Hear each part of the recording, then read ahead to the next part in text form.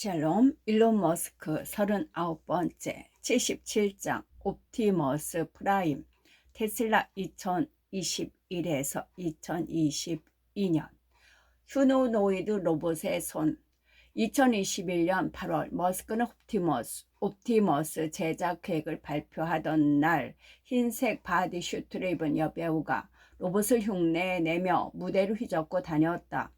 며칠 후 폰 홀츠하우제는 팀을 소집하여 인간을 모방할 수 있는 로봇의 실제 제작에 돌입했다. 머스크가 내린 지시는 한 가지, 휴머노이드 로봇을 만들라는 것이었다. 다시 말해서 보스턴 다이내믹스나 다른 회사들이 만드는 것처럼 바퀴나 내 다리가 달린 기계 장치가 아니라 사람처럼 생긴 로봇이어야 했다.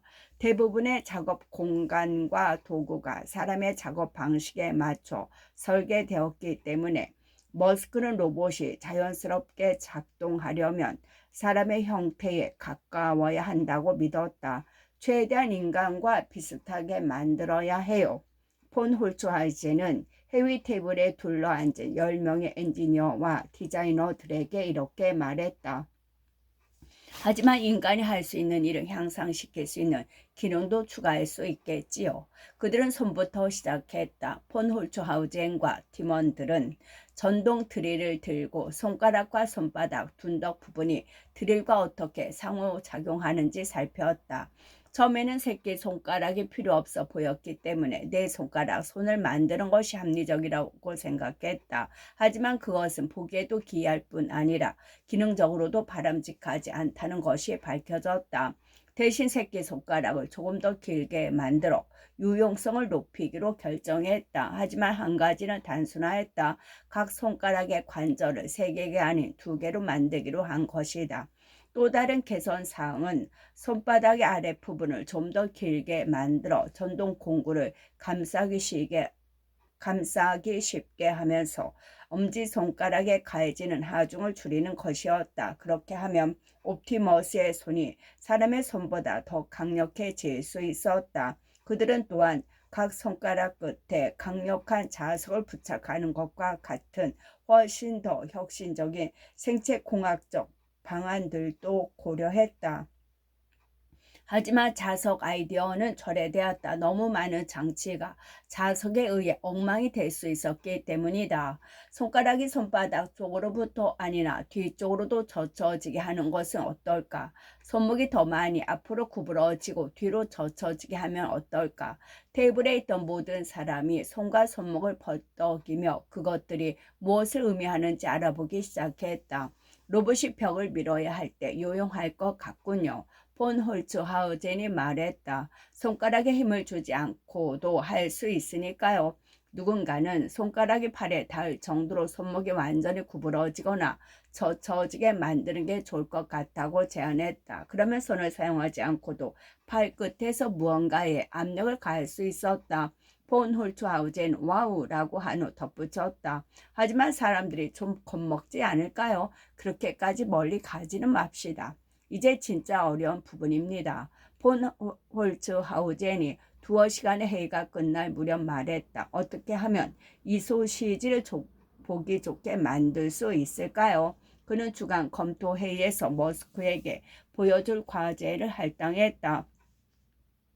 손가락을 어떤 모양으로 만들지, 굵기나 가늘어지는 정도는 어느 정도로 하는 게 좋을지 파악하는 것부터 시작하세요. 특히 새끼손가락을 길게 만들 거니까 거기에 신경 쓰면서 말이에요. 일로는 여성의 손가락 같은 분위기를 원하고 있으니 참고하세요. 영 프랑켄슈타인.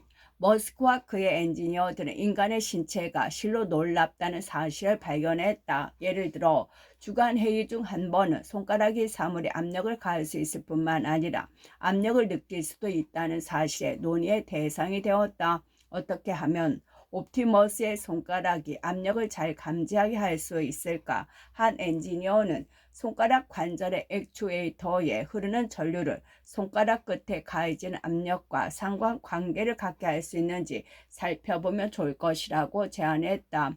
터치 스크린처럼 손가락 끝에 커패시터를 넣거나 고무의 값 센서 혹은 칩을 내장하거나 심지어 손가락 끝을 교화체로 만들어 거기에 작은 카메라를 넣는 방안 등도 논의되었다. 비용 면에서 어떤 차이가 있을까요? 폰 홀츠하우젠이 물었다. 그들은 관절, 액추에이터 전류 흐름을 사용하여 압력을 측정하는 것이 추가적인 부품을 필요로 하지 않았기 때문에 가장 효과적으로 판단했다. 일정이 아무리 빡빡해도 머스크는 매주 열리는 옵티머스 디자인 세션에 참석하기 위해 노력했다. 그런 세션이 예정된 2월 어느 날 머스크는 마이애미 말린스 구장의 VIP 룸에 있었다. 예라는 이름으로 알려진 카니에 웨스트가 주최한 새 앨범 돈다2의 청음회에 참석한 것이었다. 그가 래퍼 프렌치 몬타나, 리 록스 등과 함께 타코를 먹으며 암호화폐에 대한 대화를 나누던 중 오후 9시에 오트머스 미팅을 알리는 아프샤르의 문자가 도착했다. 머스크는 휴대전화에 카메라를 둔 채 전화를 걸었고 의도치 않게 오티머스 팀원들이 그의 뒤로 비치는 파티장의 모습을 보게 되었다.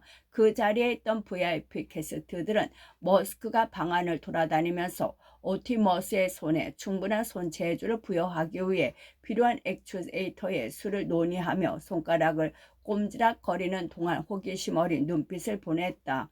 어떤 각도에서든 연필을 집어들 수 있어야 해요. 머스크가 말했다. 배경에 있던 한 래퍼가 고개를 끄덕이며 손가락을 꼼지락거리기 시작했다.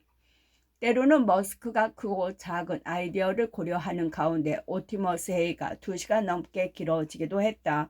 누군가 로봇의 팔을 다른 도구로 바꿀 수 있게 하면 어떻겠느냐고 제안했다. 머스크는 이를 거부했다. 또 다른 회의에서는 로봇의 얼굴이 있는 곳에 스크린을 넣는 방안에 관한 논의가 대도했다. 디스플레이 역할만 하면 돼요. 머스크가 말했다. 꼭 터치 스크린으로 만들 필요는 없어요. 하지만 멀리서도 그것이 무엇을 하고 있는지 사람들이 알 수 있게 해야 합니다. 그들은 그것이 좋은 아이디어이지만 오티머스의 첫 번째 버전에 반드시 들어가야 할 필요는 없다고 결정했다. 도르는 종종 머스크의 미래지향적 환상을 이끌어냈다. 팀은 화성의 식민지에서 오티머스가 작업하는 비디오 시뮬레이션을 준비했고 화성에서 로봇이 스스로 작업하게 할지 아니면 인간 감독자의 지시에 따라 작업하게 할지에 대한 긴 토론이 이어졌다. 본 홀츠하우젠은 논의를 지구상으로 되돌려 놓으려고 노력했다. 화성 시뮬레이션이 재미있다고 생각하지만 우선 우리는 로봇이 우리 공장에서 일하는 모습을 보여주는 것부터 궁리해야 합니다. 아무도 하기 싫어하는 반복적인 작업을 수행하는 모습을 보여주면 좋을 것 같습니다. 그가 마침내 끼어들어 말했다. 또 다른 회의에서는 운전석에 운전자가 앉아야 한다는 자동차 주행의 법적 요건을 충족하기 위해 로봇택시 운전석에 옵티머스를 앉힐 수 있을지에 대한 논의가 촉발되었다. 영화 블레이드 러너 오리지널판에 그와 비슷한 장면이 나오지 않았었나요? 머스크가 말했다. 가장 최근은 사이버펑크 게임에 그런 장면이 나왔어요. 그는 공상과학에서 공상이라는 단어를 빼기 좋아했다. 다른 아이디어들은 머스크의 대뇌 변연계의 유치한 축축에 더 많은 영향을 받은 것 같았다. 한 번은 그가 이런 농담을 했다. 충전기 코드를 엉덩이에 꽂게 하면 어떨까요? 몇 번 크게 웃은 후 그는 그 아이디어를 철회했다. 웃음을 유발하는 요소가 너무 많네요. 그가 말했다. 인간에게 구멍은 가벼운 사안이 아니거든요. 영 프랑켄슈타인이 생각나는군요. 정말 대작이지요. 그는 맥 블루스의 패러디 영화를 언급하며 이렇게 말하기도 했다. 하지만 그의 말을 계기로 로봇이 괴물로 변하지 않도록 하는 방법에 대한 보다 진지한 논의가 시작되었다. 애초에 이런 필요성을 강력하게 느낀 탓에 인공지능과 로봇공학 분야에 관심을 기울인 머스크 아니었던가. 한 회의에서 그는 인간에게 로봇을 무력화할 수 있는 궁극적인 권한을 부여하는 중지명령 경로를 검토했다. 누군가 무선에 접근하여 악의적인 방식으로 로봇들을 제어할 수 있는 시나리오는 아예 불가능하게 만들어야 합니다. 그는 이렇게 말하면서 해킹될 수도 있는 전자신호의 사용을 완전히 배제했다. 그는 아시모프의 로봇공학 규칙을 인용하며 인간이 치명적인 로봇 군대를 이길 수 있는 전략을 계획했다.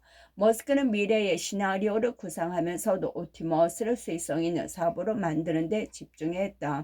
2022년 6월 옵티머스 팀은 로봇이 공장에서 상자를 운반하는 시뮬레이션을 완료했다. 그는 로봇이 사람보다 더 열심히 일하게 될 것이라는 사실에 마음이 들었다. 그는 옵티머스가 테슬라 주요 수익원이 될 것이라고 믿게 되었다. 옵티머스 휴노모이드 로봇은 자동차 사업보다 더 의미심장한 잠재력을 가지고 있습니다. 그는 애널리스트들에게 이렇게 말했다. 그 점을 염두에 두고 머스크는 옵티머스 팀이 원하는 기능과 이를 대규모로 제조하는 데 드는 비용에 대한 상세한 차트를 만들도록 지시했다. 예를 들어 한 스프레드 시트에는 사람의 손목이 움직일 수 있는 세 가지 방식이 표시되었다. 손을 위아래로 흔들거나 왼쪽 또는 오른쪽으로 움직이거나 돌리는 것이었다. 엔지니어들은 이러한 자유로운 움직임 중 두 가지를 달성하려면 손목 하나당 712달러의 비용이 든다고 계산했다. 액추에이터를 추가하여 3자유도를 달성하기 위해서는 1103달러가 들었다. 머스크는 손목이 움직일 수 있는 방식 및 그와 관련된 근육을 연구하면서 놀람을 금치 못했다. 그런 후 그는 로봇이 인간과 동일한 능력을 가져야 한다고 말했다. 정답은 3 자유도로 가는 것이므로 어떻게 하면 더 효율적으로 그 수준에 도달할 수 있는지 알아내야 합니다. 그가 말했다. 이건 형편없는 설계예요. 들여다볼수록 끔찍해 보이네요. 우리 자동차에 리프트 게이트 액추에이터를 써보세요. 그건 우리가 싸게 만드는 방법을 알고 있잖아요. 그는 매주 가장 최근의 일정표를 검토하고 종종 다소 강하게 불만을 표출했다.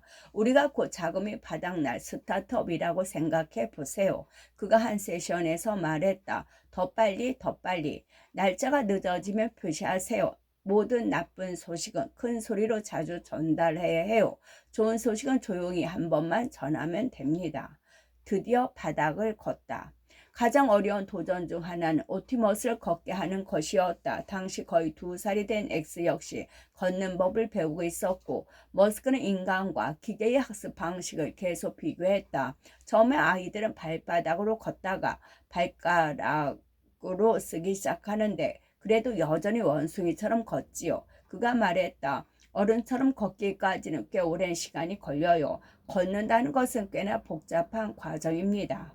3월에 팀은 그들이 도달한 이정표를 축하하는 비디오의 주간 회의를 시작했다. 드디어 바닥을 걷다.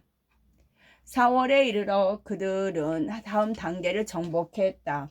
옵티머스가 상자를 들고 걸을 수 있게 한 것이다. 그러나 우리는 팔과 다리를 조정해 균형을 유지하게 하지는 못했습니다.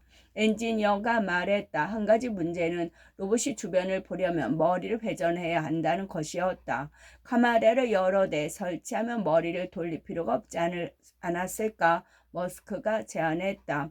머스크는 7월 중순에 열린 설계 검토 회의에 눈으로 사람을 따라다니는 로봇과 브레이크 댄스를 추는 로봇 등 몇 가지 장난감을 가져왔다. 그는 장난감에서 교훈을 얻을 수 있다고 믿었다. 예를 들어 작은 모형 자동차는 대형 주조 프레스를 사용하여 실제 자동차를 만들도록 영감을 주었고 레고는 정밀 제도의 중요성을 이해하는 데 도움이 되었다. 옵티머스는 작업장 한가운데에 겐트리 가중기로 받쳐진 채 서 있었다. 잠시 옵티머스는 머스크의 주위를 천천히 걸어다니며 들고 있던 상자를 내려놓았다. 그러자 머스크는 조이스틱 조종기를 들고 옵티머스가 상자를 집어 폰 홀츠하이젠에게 전달하도록 안내했다. 옵티머스가 작업을 마치자 머스크는 옵티머스가 넘어지는지 확인하기 위해 가슴을 가볍게 밀었다. 로봇은 곧바로 안전장치를 작동하여 똑바로 선 자세를 유지했다.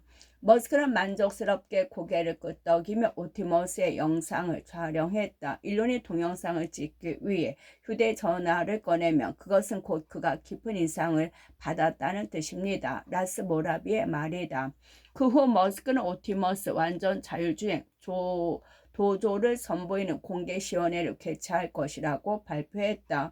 이 모든 것에서 우리는 범용 인공지능을 만드는 거대한 과제에 도전하고 있는 겁니다. 그가 말했다. 그는 2022년 9월 30일에 테슬라의 벨로엘트 본사에서 시연회를 열기로 하고 그 행사를 AI 데이 2라고 명명했다. 그의 디자인 팀은 옵티머스가 아름답게 가늘어진 손가락을 모아 하트 모양을 만드는 모습의 로고를 제작했다.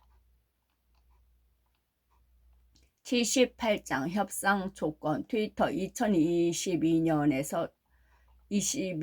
7월에서 9월 플랜 A 트위터에 대해 어떻게 해야 할지 결정하지 못한 머스크는 2022년 6월 세 가지 선택지를 마련했다. 플랜 A는 애초 합의한 대로 440억 달러에 그대로 인수하는 것이었고 플랜 B와 C는 인수 가격을 재조정하거나 어떻게든 인수해서 완전히 발을 빼는 것이었다.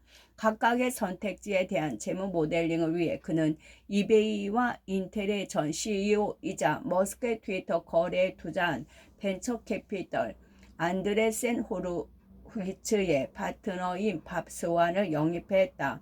문제는 정직한 성격의 스완이 플랜 A의 열성적이라는 것이었다. 그는 거래에서 빠져나올 명분이 없다고 느꼈다. 그는 트위터의 위임 설명서에 제시된 대부분의 수치를 받아들여 약간의 할인을 적용했으며 다소 장밋빛 재무 모델을 제시했다. 세계 경제가 침체기에 접어들고 있고 트위터가 본 문제에 대해 허위 진술하고 있다고 확신한 머스크는 스완에게 화를 내며 반발했다. 이걸 아무렇지도 않은 표정으로 내게 제시할 수 있다면 당신은 이 일에 적합한 사람이 아닌 것 같군요. 그가 말했다. 스완은 그런 대접을 받기에는 너무 많은 성공을 이룬 인물이었다. 내가 아무렇지도 않은 표정으로 이것을 제시했다는 당신의 말이 맞습니다. 그가 대응했다. 아마도 내가 이 일에 적합한 사람이 아닌 것 같군요. 그리고 그만두었다. 다시 한번 머스크는 절친한 친구이자 테슬라의 초기 투자자인 안토니오 그라시아스에게 전화를 걸었다. 그라시아스의 스와트 팀은 2007년 테슬라 문제를 밝혀낸 바 있었다. 그라시아스는 머스크가 전화했을 때 아이들과 함께 유럽에서 휴가를 보내고 있었다. 테슬라 이사회를 떠날 때 도움이 필요하면 언제든 전화하라고 했잖아요. 머스크가 그라시아스에게 상기시켰다. 그라시아스는 트위터의 재정에 대해 심층적으로 조사할 팀을 구성하는 데 동의했다. 그라시아스는 트위터의 평가 가치와 자본 구조를 적절히 파악하려면 독립적인 투자은행의 도움을 받아야 한다고 생각했다. 그는 친구인 퍼벨라 와인버그, 파트 러스, 로버트 스틸과 이야기를 나눴고 스틸은 머스크에게 직접 트위터 인수에서 발을 빼는 것이 목표인지 아니면 더 낮은 가격에 인수하는 것이 목표인지 직설적으로 물어보았다. 머스크는 후자를 원한다고 답했다.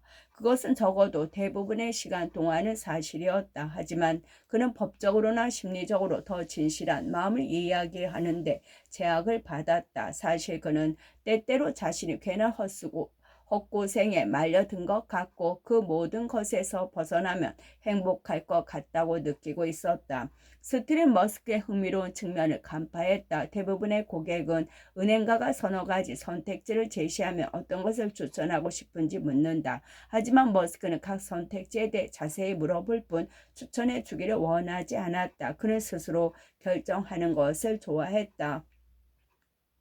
머스크가 트위터의 실제 유저 수를 파악하는 방법론과 미가공 데이터를 요구했을 때 트위터는 팀에서 거의 사용할 수 없다고 여길 수밖에 없는 포맷의 데이터를 대량으로 제공했다. 머스크는 이를 거래 철회를 위한 구실로 삼았다. 머스크 씨는 거의 2달 동안 허위 및 스팸 계정의 출현율을 독립적으로 평가하는 데 필요한 데이터와 정보를 요청했습니다. 머스크의 변호사들은 이렇게 썼다. 그에 대한 트위터의 저항이 머스크가 합병객을 해지할 권리를 행사할 수 있다는 것을 의미한다는 것이었다. 트위터 경영진은 상호 합의하에 체결된 계획이 더 이상 자신의 개인적 이익에 부합하지 않는다는 이유로 머스크가 트위터와 그 주주들에 대한 의무를 이행하길 거부하고 있다고 주장하며 델러웨이 주 형평법 법원에 그를 고소하며 대응에 나섰다. 대선은 맥코비 형평법 재판소장을 10월로 재판기를 잡았다. 머스크의 개인 매니저인 버첼과 변호사 스피로는 머스크가 광고가 줄어들고 경제가 침체되고 있게 계약을 철회하길 원한다는 내용의 문자나 트윗을 올리지 못하도록 제지하려고 노력했다. 어느 날 스피로는 버첼에게 말했다. 지금 당장 전화해서 더 이상 트윗을 하지 말라고 말할 겁니다. 하지만 머스크는 스피로가 조련하기에는 너무 벅찬 사자였다. 10분도 지나지 않아 머스크는 거의 법무팀을 괴롭히기 위해 고안한 것처럼 보이는 트윗을 대량으로 쏟아냈다. 트윗에 관한 얘기는 이걸로 끝. 버첼이 스피로에게 말했다. 해당 사안에 관련이 없는 머스크의 익살스러운 트윗도 문제가 되었다. 그는 8월에 벤체스터 유나이티드를 살 겁니다. 고맙긴요 라고 트윗을 올렸다. 버첼은 스피로에게 전화를 걸어 증권거래위원회에서 이를 부적절한 발표로 볼 수 있는지 물었다.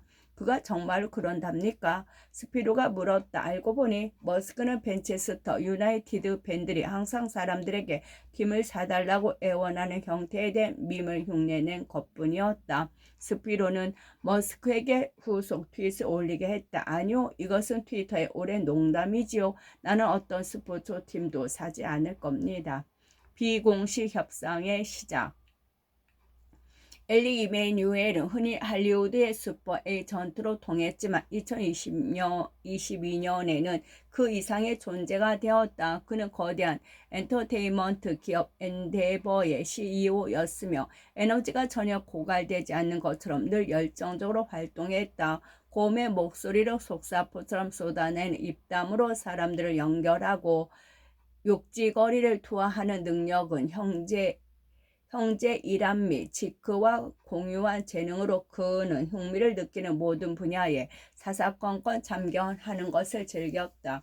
2001년 9월 11일 테러 공격 이후 그는 사우디가 5.1달러를 벌어들이는데 더 이상 일하고 싶지 않은 마음에 MR 페라리에서 프리우스로 바꾸었다. 하지만 그는 프라우스가 마음에 들지 않았다. 너무 시시한 느낌이었다. 그래서 실제로 훌륭한 전기차를 만들 수 있는 사람을 찾고 있었고 그러던 중 머스크에 대해 알게 되었다. 제가 평소에 하는 일이 바로 뜻밖의 재미나 기쁨을 창출하는 게 아닙니까?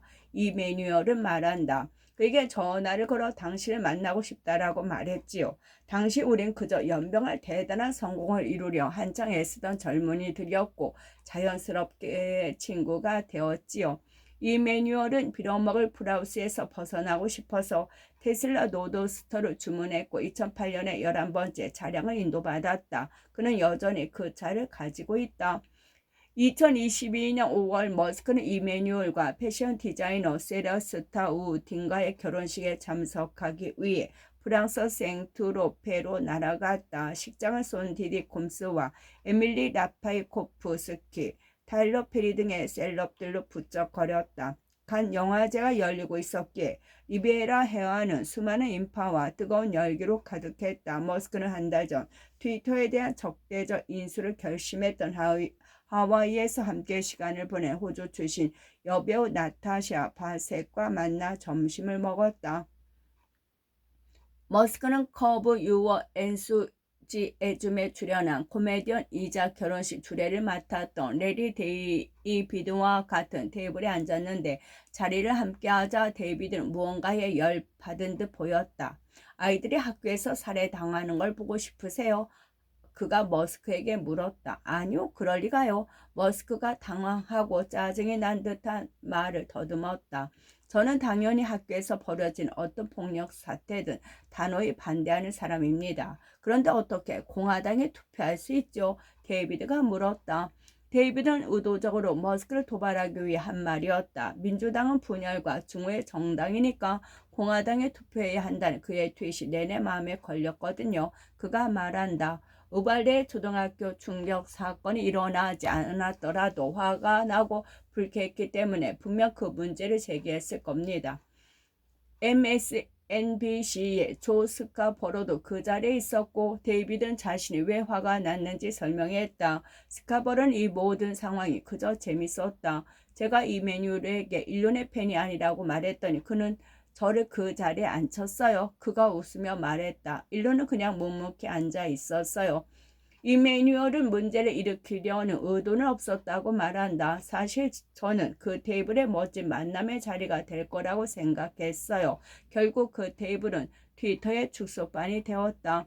결혼식에서는 또 다른 문제가 불거졌다. 하객 중에 트위터의 대주주이자 이사회 멤버인 벤처 캐피털리스트 에곤 더반이 있었다. 머스크는 더반이 모건 스테리의 CEO 제임스 그로먼에게 자신의 험담한 사실 언급하며 화를 냈다. 이메뉴얼은 자신의 결혼식장에서 벌어진 갈등 상황을 봉합하려고 애썼다. 당신이 바보짓을 하고 있는 거예요. 그가 더반에게 말했다. 가서 대화를 좀 나눠봐요. 두 사람은 20분 동안 대화를 나눴고 머스크에 따르면 그가 내 반지에 둘 사이의 긴장을 풀지 않았다. 타고난 협상가 이메뉴얼은 머스크와 트위터 이사회가의 이면 협상을 돕겠다고 제안했다. 그는 머스크에게 트위터 인수를 위해 얼마를 지불할 의향이 있는지 물었다. 아마도 이사회가 받아들인 440억 달러보다 더 낮은 금액으로 협상할 수 있을 터였다. 머스크는 그 절반 정도의 가격을 제안했다. 더반이나 나머지 트위터 이사회는 그런 제안에는 응답할 가치조차 없다고 생각했다. 이메뉴얼은 7월에 머스크를 그리스 마코너스 섬에 있는 자신의 별장으로 초대하면서 협상에 다시 불을 붙이려 했다. 머스크는 오스틴에게 날아와 이틀을 보냈는데 창백한 얼굴과 뚱뚱해 보이는 몸으로 요트 위에서 태닝을 하고 있던 이메뉴얼과 함께 찍은 사진이 기억에 남는 여행이 되었다. 머스크는 이메뉴얼에게 10월 델라웨이에서 열리는 재판까지 갈 것 없이 트위터와 합의할 의향이 있다고 말했다. 이메뉴얼은 다시 더반에게 전화를 걸었지만 더반은 가격을 낮춰 협상하는 것에 찬성하지 않았다. 하지만 다른 이사회 멤버 일부는 피비린내 나는 싸움을 피할 방법이 있는지 알고 싶어 했고 비공식적인 협상을 시작하도록 허락했다. 최선의 조건 거래 가격을 낮추기 위한 트위터와의 협상을 멀리 가지 못했다. 트위터는 440억 달러의 가격을 4% 정도 낮추는 선에서 몇 가지 제안을 했지만 머스크는 10% 이상 인하해야만 고려할 수 있다고 주장했다. 특정 시점들에는 양측이 더 가까워질 방법이 있을 것도 같았지만 추가적인 문제가 따랐다. 거래의 구조가 바뀌거나 가격이 재조정되면 대출을 해주기로 약속한 은행들이 조건을 재협상할 수 있었다. 이자율이 낮을 때 약정이 체결되었기에 새로운 이자율이 적용되면 절감 효과가 사라질 수 있었다. 보다 감정적인 장애물도 있었다. 트위터의 경영진과 이사회 멤버들은 어떤 재협상이든 향후 머스크와 소송을 벌이게 될 경우 자신들에게 문제가 되지 않아야 한다고 주장했다. 우리는 결코 그들에게 법적 면죄부를 주지 않을 겁니다. 머스크가 말했다. 문제가 되는 부분이 있으면 우리는 그들이 죽는 날까지 한 명도 빠짐없이 추적할 겁니다. 9월 내내 머스크는 변호사 알렉스 스피로 및 마이크 링글러와 하루에 서너 번씩 전화 통화를 했다. 어떤 날은 공격적인 기분에 휩싸여 델러웨이주 소송에서 싸워 이기자고 주장했다. 내부 고발자의 폭로 등으로 트위터의 본 계정의 수에 대해 거짓말하고 있다는 그의 확신에 불을 붙은 경우에 특히 그랬다. 그는 트위터 이사회에 대해 저들이 불타는 쓰레기통에 빠진 걸 알고 화들짝 놀라서 허둥대고 있다라고 말했다. 판사가 이 거래를 통과시키지 않을 거라고 믿어요. 대중들도 이런 거래가 성사되는데 동의하지 않을 거예요. 다른 날에는 거래를 성사시킨 다음 트위터 이사회와 경영진을 사기죄로 고소해야 한다고 생각하기도 했다. 나중에 그들로부터 인수대금의 일부를 되찾을 수 있을지도 모른다고 생각했다. 문제는 이사회 멤버들이 보유한 주식이 너무 적어서 그들로부터 회수하는 게 어려울 수 있다는 겁니다. 그가 화를 내며 말했다. 그의 변호사들은 9월 말 마침내 재판까지 가면 패소할 것이라는 사실을 그에게 납득시킬 수 있었다. 원래 조건대로 주당 54.20달러, 총 440억 달러의 거래를 마무리하는 것이 최선이었다. 그 무렵 트위터 인수에 대한 머스크의 열정은 어느 정도 회복된 상태였다. 그는 9월 말에 내게 이렇게 말했다. 트위터를 운영하는 사람들이 정말 돌대가리 바보들이라서 어쩔 수 없이 처음 얘기된 그 금액을 다 줘야 할 것 같아요. 그런 멍청이들이 운영했는데도 작년에 트위터 주가가 70달러였으니 잠재력이 정말 대단하다고 봐야지요.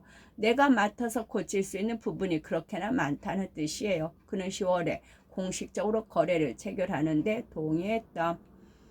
거래가 성사될 것이 확실해지자 이메뉴얼은 암호화 문자 서비스 시그널을 통해 머스크에게 새 문단으로 된 메시지를 보내 모종의 제안을 했다. 그와 그의 에이전시 엔데버가 트위터를 운영하게 해달라는 것이었다. 1억 달러의 수수료를 받고 비용 절감과 더 나은 문화 조성, 광고주 및 마케터와의 관계 관리 등의 업무를 맡아주겠다는 것이었다. 엔지니어링 및 기술적인 부분은 모두 그가 책임지고 운영은 그가 원하는 바에 따라 우리가 수행하는 식으로 가자는 거였습니다. 이메일은 말한다. 우리는 광고들과 수많은 비즈니스를 하고 있으며 이런 식으로 운영을 대리하는 일도 해봤거든요. 빛의 일을 가장 모욕적이고 비하적이며 정신나간 제안이라고 평가했다. 머스크는 좀 더 밝고 정중하게 반응했다. 이는 이메뉴얼과의 우정을 소중히 여겼다. 제안은 고맙습니다. 그가 말했다. 하지만 트위터는 기술 회사이고 프로그래밍 회사입니다. 이메뉴얼은 그러니까 기술직만 고용하면 된다고 반박했지만 머스크는 단호하게 거절했다. 그는 엔지니어링과 제품 설계를 분리해서는 안 된다는 확고한 신념을 가지고 있었다. 사실 제품 설계를 엔지니어가 주도해야 한다는 것이었다. 테슬라나 스페이스X처럼 회사는 모두 직급에서 엔지니어가 이끌어야 했다. 이메뉴얼이 이해하지 못한 또 한 가지가 있었다. 머스크는 테슬라, 스페이스X, 보링컴퍼니, 뉴럴링크에서 그러고 있는 것처럼 트위터를 직접 운영하기를 원했다.